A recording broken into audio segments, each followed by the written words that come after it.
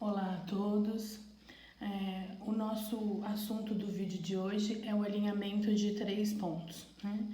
A gente tem mais duas coisinhas para a gente encerrar o estudo de pontos na geometria analítica, né? E um deles é o alinhamento de 3 pontos. A demonstração, gente, desse teorema, ela utiliza o teorema de Tales, né? E não é muito trivial.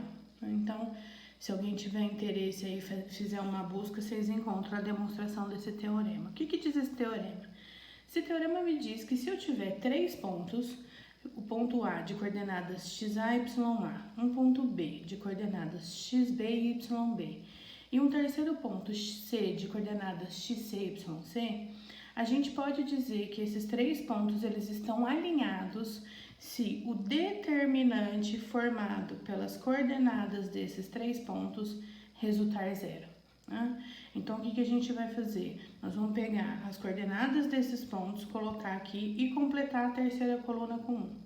E calcular esse determinante. Se esse determinante der zero, significa que esses 3 pontos estão alinhados.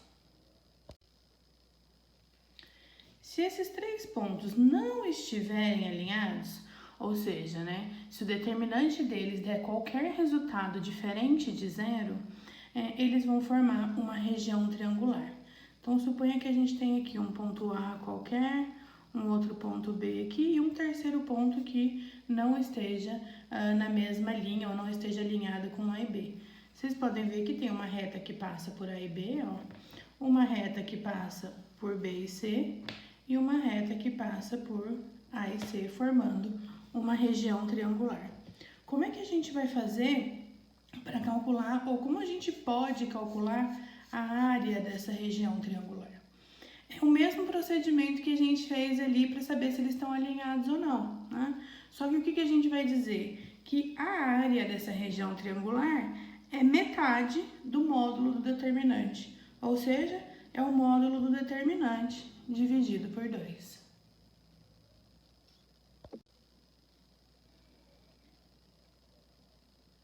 Agora a gente vai ver como é que a gente faria, né, para resolver um exercício usando essa teoria que a gente acabou de ver, né? Então ele pediu para a gente verificar ali então se o ponto 6, 5 de coordenadas 6, 5, 3, 4 e 3 menos 2 são colineares. Então como a gente vai fazer isso? Eu vou calcular o determinante formado por esses pontos, tá? Então vou colocar a coordenada do ponto A 6, 5, 1, 3, 4, 1 e menos 3, 2 e 1. Vamos aproveitar para dar uma retomadinha aí como é que a gente calcula o determinante, né? Muita gente utiliza a técnica de copiar as colunas aqui do lado, né? Então, a gente copiaria aqui, ó, 6, 3 e menos 3, 5, 4 e 2, certo? E agora o que a gente tem que fazer? Multiplicar as diagonais que tem 3 elementos, tá certo? Sempre na diagonal principal a gente conserva o sinal e na outra diagonal a gente inverte o sinal, tá? Então, a gente teria aqui, ó, 6 vezes 4, 24, 5 vezes menos 3, menos 15, sempre conservando o sinal nesse sentido, né? 1 vezes 3 vezes 2, 6, certo? Agora, a gente vai lá para o sentido contrário, ó. Menos 3 vezes 4, menos 12, né? Mas eu troco o sinal, 12, tá bom? 2 vezes 6, 12, menos 12.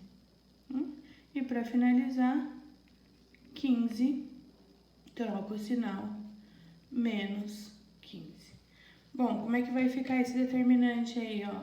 Bom, o 12 com menos 12, ele cancela, tá certo?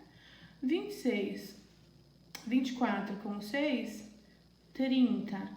Menos 15 com menos 15, menos 30. Esse determinante deu zero. Ou seja, esses pontos estão na mesma linha, né? Estão na mesma reta. São colineares, tá certo? Por quê? Porque o determinante deu 0. Bom, o que eu quero mostrar para vocês aqui do lado de cá, né? Existe uma maneira um pouquinho mais prática de fazer, e daí isso vocês vão decidir, tá? Quem acha mais fácil fazer o determinante desse jeito ou dessa maneira que eu vou mostrar para vocês. O que a gente vai fazer? A gente vai copiar só os pontos. Então, eu vou copiar 6, 5, 3, 4, menos 3 e 2. E vou repetir a primeira linha, né? 6, 5. O procedimento, gente, é exatamente o mesmo, tá? Só que agora a gente vai multiplicar as diagonais com 2 elementos, ó. Então, aqui, 6 vezes 4, 24. 3 vezes 2, 6. Menos 3 vezes 5, menos 15. Tá vendo? Quem é atento aí já tá percebendo que os números estão repetindo? Agora eu vou fazer do outro lado. Aqui, 15, menos 12 e 12. Como é que a gente faz para calcular esse determinante aqui? O determinante é o que deu do lado direito menos o lado esquerdo, né? Então, vamos somar aqui do lado direito. 30 menos 15, 15, certo? O lado esquerdo, o 12 com menos 12 foi embora de novo, 15. Então, o determinante ficaria 15 menos 15, que dá 0. Tá certo? Essa é uma outra maneira também de fazer o cálculo do determinante. Aí, vocês podem optar pelo que vocês acham mais fácil, né, ou mais prático, ok?